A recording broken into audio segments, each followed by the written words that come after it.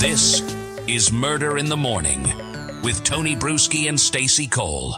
Well, hey, it's the dangerous duo back again. It's Carol Hughes and Stacey Cole. So our last episode that we did with Tony, he mentioned that it was going to be you and me. And I said, yeah, we sit and talk for like an hour before. I know, that's the problem. It's like it takes us a couple hours to get through this because we have a lot to catch up on. It does. And boy, we had a lot to catch up on this last time. It's been a while since you and I have actually talked, but yeah, lots to catch up on and lots of mayhem in our worlds. But I know it. At least my life is pretty calm and easy. Mine's not. Yours is the one that is upside down right now. And I hate that for you. I really do. Thank you for that. Anybody if you've been listening to Murder in the Morning, I went on a tangent. I think it was, I want to say Thursday of last week. You and I are recording this on Friday.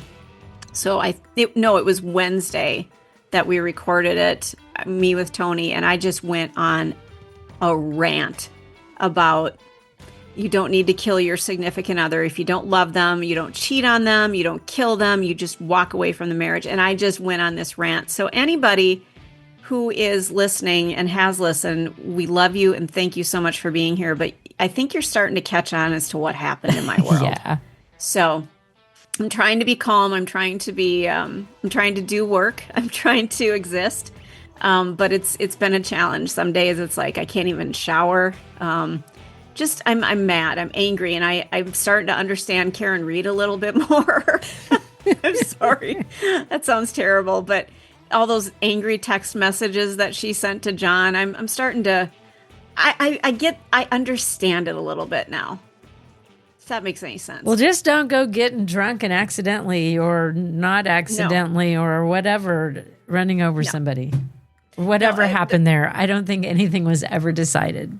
No. And strange thing for me about grief, and that's kind of what I'm dealing with right now, is I've kind of gone in the other direction. Like I haven't started drinking. I haven't had any coffee in about 12 days. I haven't been eating. I'm just, it's a weird place to be. Like I'm angry. I'm like furious.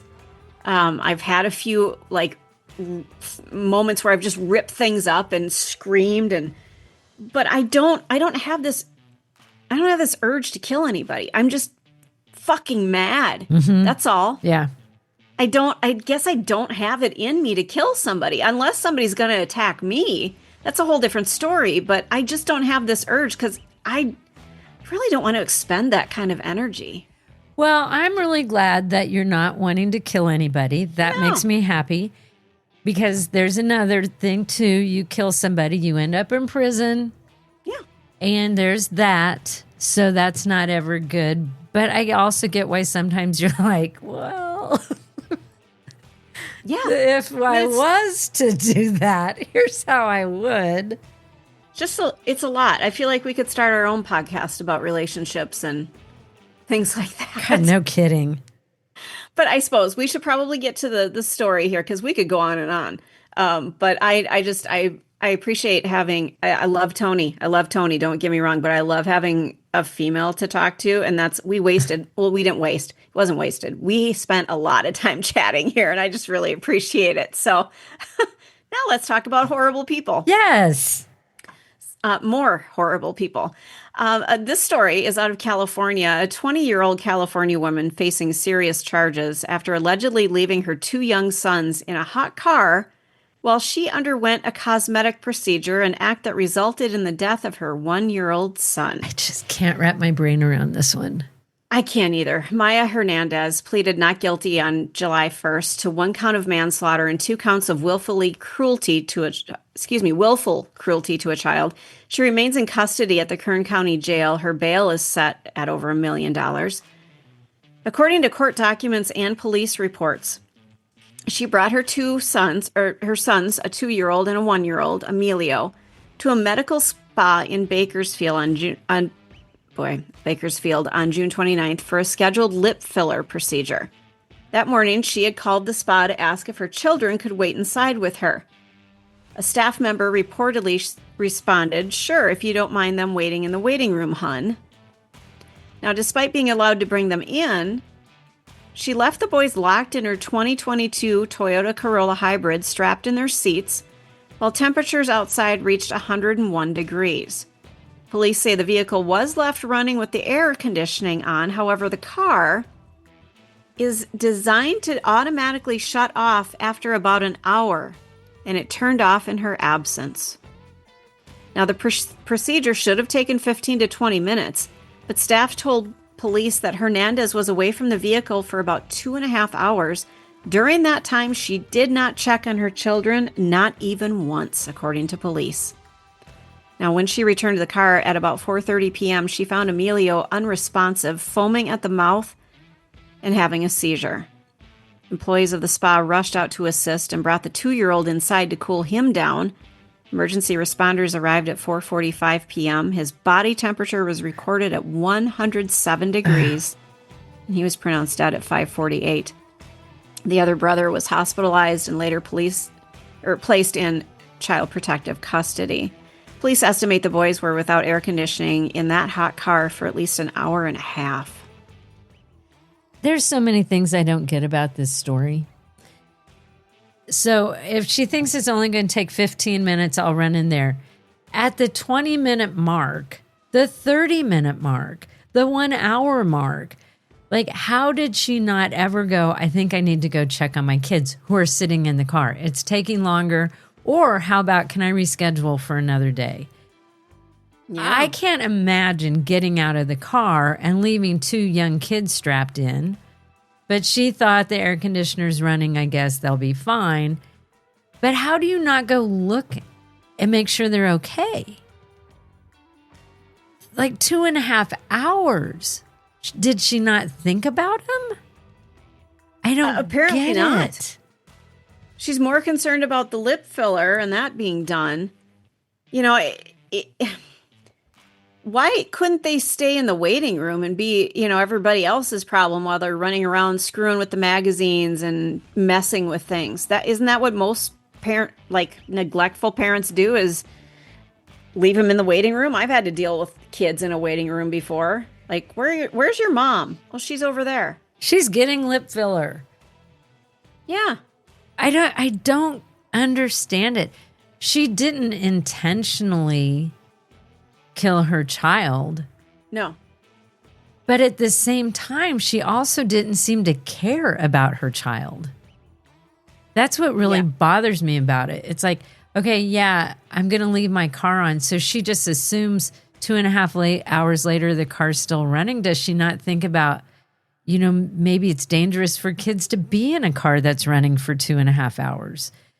I mean, she didn't think about anything but herself and getting her frickin' lip filler.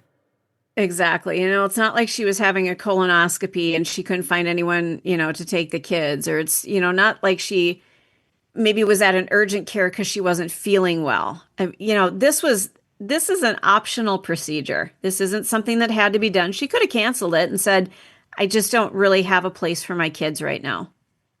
And after 30 minutes of waiting to get into her appointment, she could have just said, you know what, I've done that before because I frickin' hate waiting. And there's been more than once that after I've been sitting in the waiting room for over an hour for the doctor, I'm like, okay, this is disrespectful to my time. I get you might have had an emergency, but I've got things I have to do, and I've left. I've been like, I can't wait any longer.